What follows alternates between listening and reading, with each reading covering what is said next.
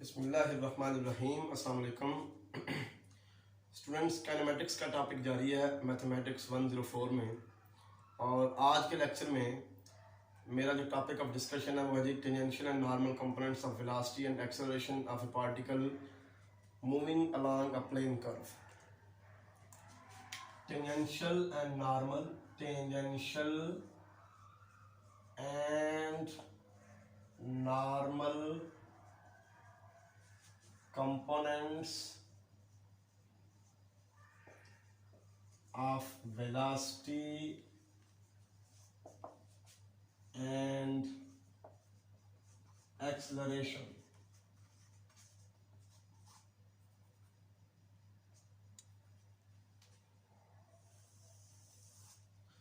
Tangential and normal components of velocity and acceleration.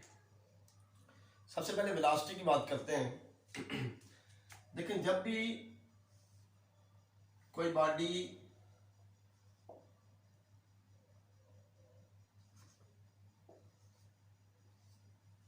एक curve path पे move कर रहा होता है इन प्लेन, तो उसकी वेलोसिटी हमेशा अलोंग द टेंजेंट होती है।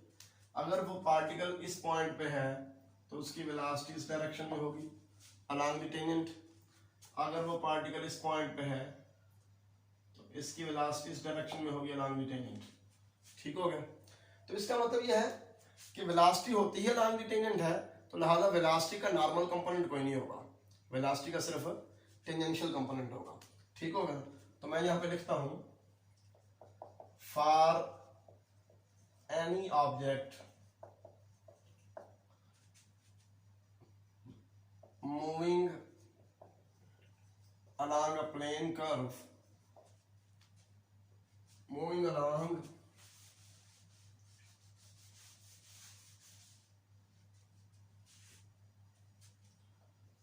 a plane curve। कोई भी ऑब्जेक्ट जो प्लेन कर्व पे मूव कर रहा है, the velocity at any point, velocity at any point is along the tangent।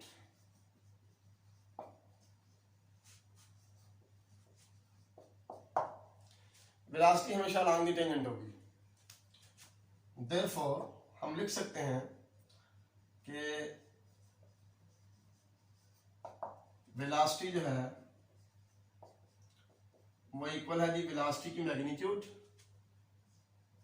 Into direction, क्योंकि कोई भी जो वेक्टर होता है उसकी मैग्नीट्यूड और डायरेक्शन टोटल रिप्रेजेंटेशन होती है उसकी magnitude as well as direction. तो वेलोसिटी होगी v की, यानी कि वेलोसिटी की मैग्नीट्यूड इनटू इसकी डायरेक्शन। तो क्योंकि वेलोसिटी अलोंग द टेंजेंट है इसलिए डायरेक्शन को मैंने यूनिट टेंजेंट वेक्टर से शो किया। तो इसको मैं लिख सकता हूं vt vector plus zero vector, zero से कोई फर्क नहीं पड़ेगा। ठीक है? तो इसको मैंने लिख दिया vt plus zero n, zero n फिर जीरो वेक्टर आ जाना। ठीक हो गया? असल में ऐसे मैंने क्यों लिखा है ताकि आपको अंदाजा हो जाए, क्योंकि वेलोसिटी हमारी अलोंग द टेंजेंट है तो इसका नॉर्मल कंपोनेंट तो हमेशा जीरो होगा। ठीक हो गया? क्योंकि सारी की सारी वेलोसिटी ही अलोंग द टेंजेंट है। ठीक हो गया? This implies that tangential component of velocity, tangential component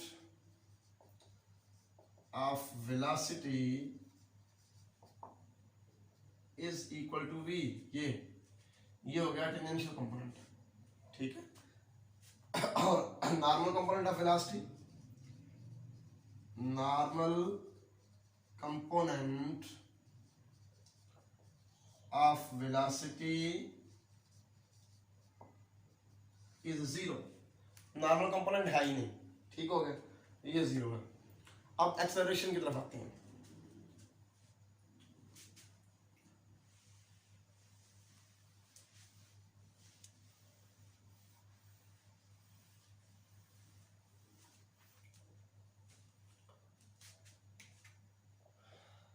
now we find tangential and normal components of acceleration. अब हम acceleration के tangential और normal components find करते हैं. We know that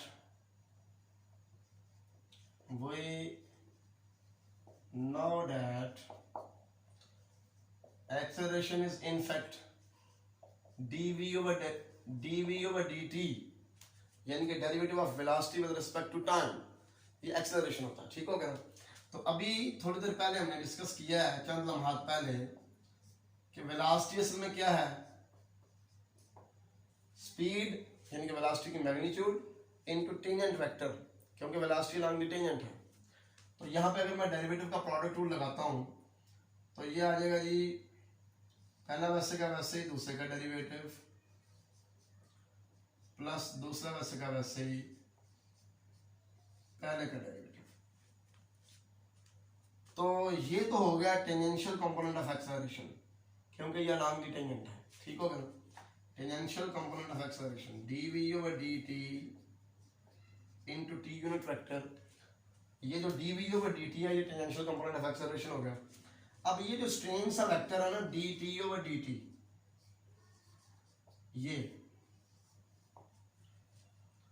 एक स्ट्रेन सा वेक्टर अपीयर हो गया. इसकी वैल्यू हमने फाइंड करने की ये चीज क्या है. आप ऐसा करें, इस इक्वेशन को कहते हैं equation A. Now we find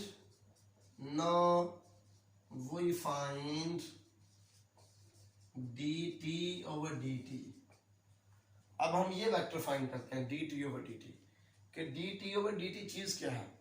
अब देखें, कोई भी वेक्टर जो है दो चीजें होती हैं उससे रिलेटेड, एक उसकी मैग्नीट्यूड, एक उसकी डायरेक्शन.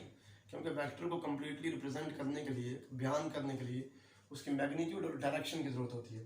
ठीक हो गया. तो now we find dt over dt. अब हम dt over dt फाइंड करते हैं.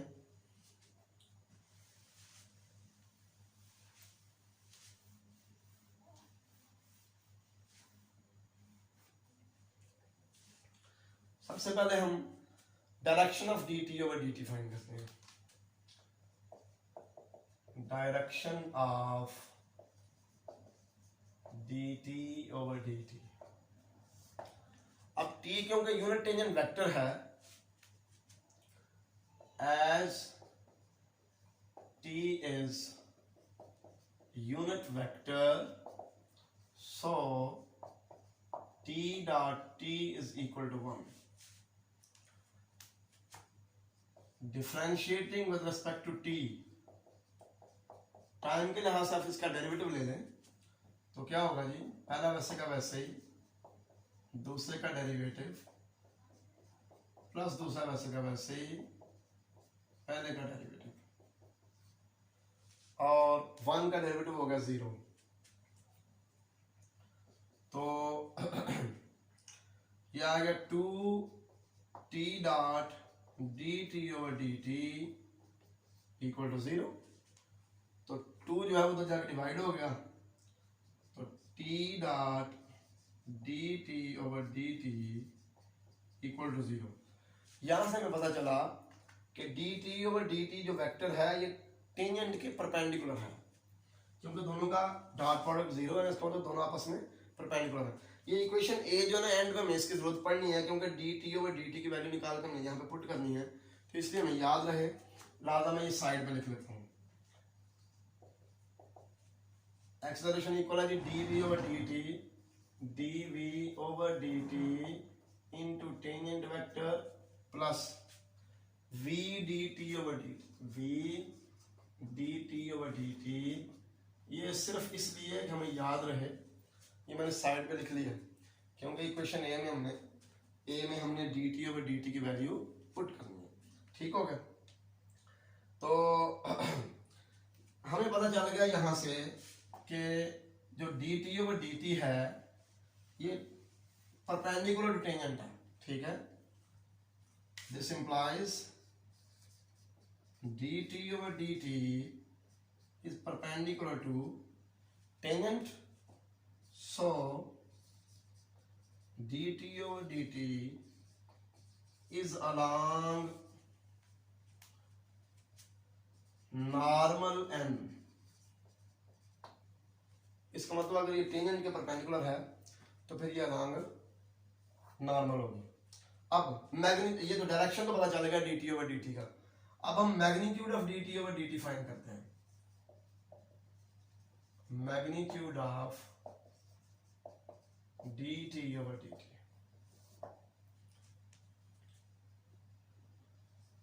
let the tangent t turns through angle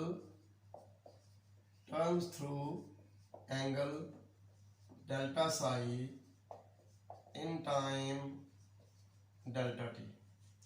फर्ज करें डेल्टा टी टाइम में जो टेंजेंट है वो डेल्टा साई एंगल टर्न कर जाता है। फर्ज करें पहले टेंजेंट ये था वेक्टर, किसी पॉइंट पी के ऊपर फर्ज करो, ठीक है। फिर टाइम डेल्टा टी के बाद हमारा जो पार्टिकल है वो मूव करता करता पॉइंट क्यू पे पहुंच गया। वहां पे जो टेंजेंट है वो सपोज करें टी प्लस डेल्टा टी है, ठीक है। तो ये टेंजेंट जो है ये टर्न हो गया थ्रू एंगल डेल्टा साई, हम सपोज कर लेते हैं इन टाइम डेल्टा टी, ठीक हो गया। अब इस पॉइंट का नाम हम रख लेते हैं, सपोज करें ए, और इसका नाम रख लेते हैं बी, ठीक है। तो ये जो वेक्टर है फ्रॉम ए टू बी ये होगा जी डेल्टा टी, ठीक होगा। हमने फाइंड करनी इसकी magnitude D T over d T की। तो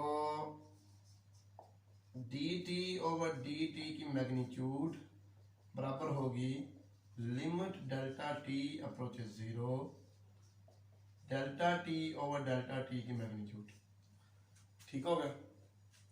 अब इसको हम इस तरह भी लिख सकते हैं, limit delta t approaches zero, limit delta psi approaches zero, limit delta S approaches zero,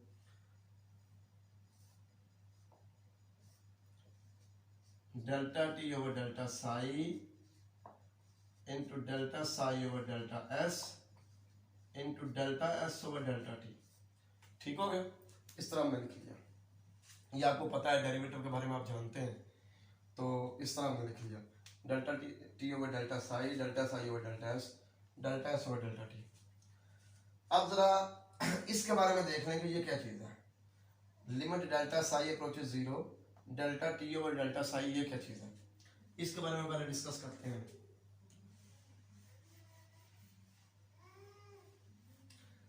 हमें पता चल गया है कि D T over d T के डायरेक्शन अलॉन्ग नॉर्मल है, ये आपने याद रखना, ठीक हो गया। अब जरा चलते हैं इसकी तरफ कि ये क्या चीज़ है, limit delta psi approaches zero, delta t over delta psi, ये क्या चीज़ है, इसको जरा डिस्कस करते हैं। आप देखें, अगर पॉइंट ए जो है ये मूव करता है पॉइंट बी तक, तो जो आर्क लेंथ बनती है इसकी हम लेंथ निकालते हैं कि ये क्या है, length of arc, length of arc described in moving point A to B, point A से बी तक मूव करने में जो लेंथ ऑफ आर्क बनती है वो क्या होगी, इज 1 इंटू डेल्टा साई। क्योंकि देखें हमें पता है कि लेंथ ऑफ आर्क इक्वल होता है r theta, l is equal to r theta. तो ये टी जो है ना ये हमारा यूनिट टेंजेंट वेक्टर है, जिसकी लेंथ को हम 1 लेंगे, ये आर हो गया और ये थीटा हो गया डेल्टा साई, ठीक है। अब 1 इंटू डेल्टा साई, ये हमारे पास डेल्टा साई आ गई, length of arc described in moving point A to B. इस चीज को ध्यान में रखना है। देयरफॉर ये जो limit delta psi approaches zero है, delta t over delta psi, ये बराबर 1 हो जाएगा, क्योंकि देखिए जब डेल्टा साई अप्रोचेस 0 यानी कि ये जो एंगल है ये बहुत छोटा होगा जब, तो फिर लेंथ ऑफ आर्क यानी कि डेल्टा साई और डेल्टा टी में फर्क कोई नहीं रह जाएगा जब ये बहुत छोटा होगा। ठीक होगा, डेल्टा साई और डेल्टा टी में फर्क नहीं रह जाएगा, इसका मतलब है इनकी रेशियो क्या हो जाएगी 1। ठीक होगा जी।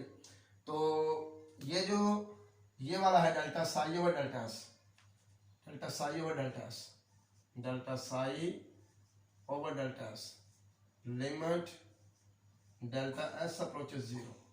ठीक है, तो ये असल में क्या है, D psi over d S, ये कर्वेचर होता है, कर्वेचर ऑफ कर्व। ठीक है, और इसको हम 1 ओवर रो लिख सकते हैं, रो यहाँ पे क्या है, रेडियस ऑफ कर्वेचर। ठीक है, ये rate of turning of tangent होता है, arc rate of turning of tangent. देखो ना, ये एंगल जो डेल्टा साई है ये क्या है, angle through which our tangent has turned in time delta t. ठीक होगा, डेल्टा साई जो है, तो d psi over d s क्या होगा, derivative of psi with respect to s with respect to arc length. तो ये हो गया arc rate of change of arc rate of turning of the tangent, क्योंकि साई क्या है, angle of turning of tangent delta psi जो है। तो ये d psi over d s आ गया arc rate of change of turning of tangent.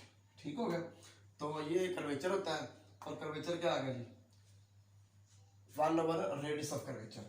तो d psi over d s इसकी वैल्यू ये आ गई।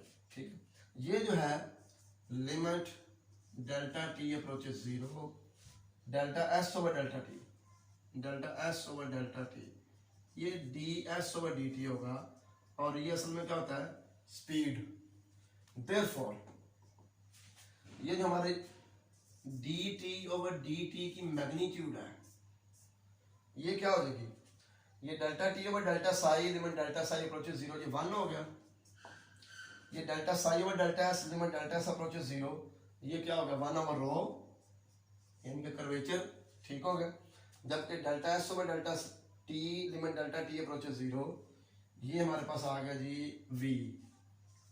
तो v ओवर रो ये मैग्नीट्यूड हो गई D T over d T की। तो डायरेक्शन हमने पहले पता कर दी थी, D T over d T की डायरेक्शन क्या है, n अलॉन्ग नॉर्मल, मैग्नीट्यूड ये आ गई।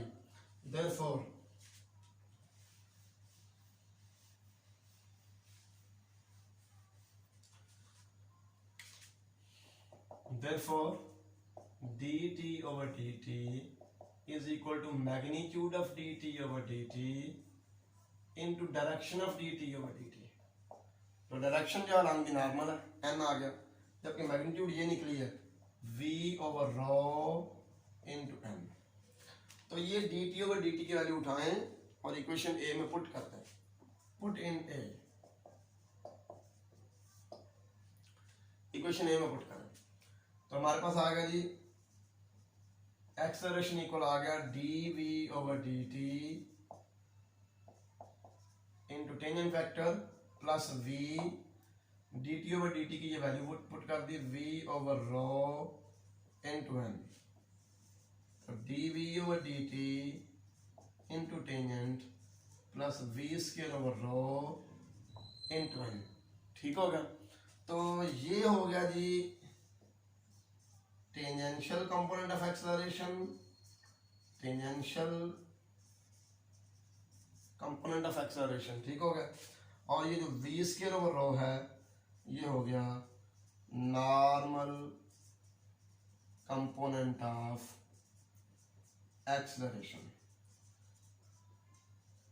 ये बात आप ध्यान में रखें, अगर जिस कर्व के ऊपर हमारा पार्टिकल मूव कर रहा है वो y equal to f of x है, ठीक है, तो फिर ये जो रो है ना, रो रेडियस ऑफ कर्वेचर, इसकी वैल्यू होती है 1 plus d y over d x के स्क्वायर की power 3/2 over d2 y over d x square, ये इसकी वैल्यू होती है।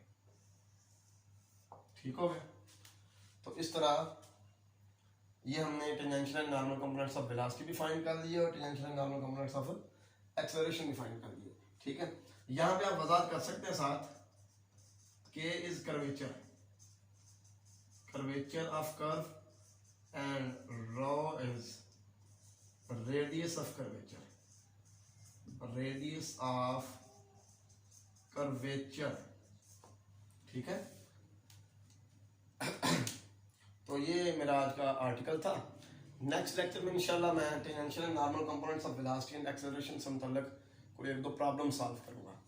इस तरह फिर हमारा ये टॉपिक जो है कंप्लीट हो जाएगा और उसके बाद फिर हम नेक्स्ट टॉपिक की तरफ चलेंगे। नेक्स्ट टॉपिक है radial and transverse components of velocity and acceleration, ठीक है। Radial and transverse components of velocity and acceleration भी बड़ा इंपॉर्टेंट टॉपिक है। तो फिलहाल आप इस टॉपिक को अच्छी तरह ये लेक्चर सुने और समझें और प्रैक्टिस करें इसकी, ठीक है। पेपर में जब आएगा तो आपकी प्रैक्टिस अच्छी होगी तो फिर जो है ना आप कर सकेंगे। अल्लाह हाफिज़, अस्सलाम वालेकुम।